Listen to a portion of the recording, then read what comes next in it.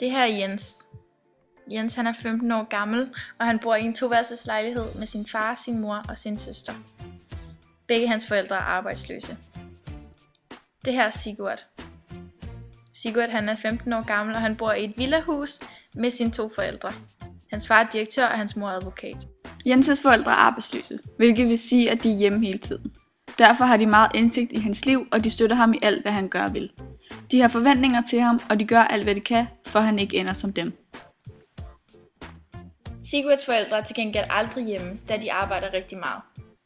De har stærke meninger og holdninger omkring mange ting, og de er meget bevidste om at påvirke Sigurd til at synes det samme.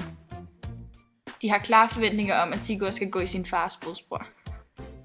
Sigurd og Jens går begge i 9. klasse, og de står begge 2 over for et valg omkring deres uddannelse og deres fremtid.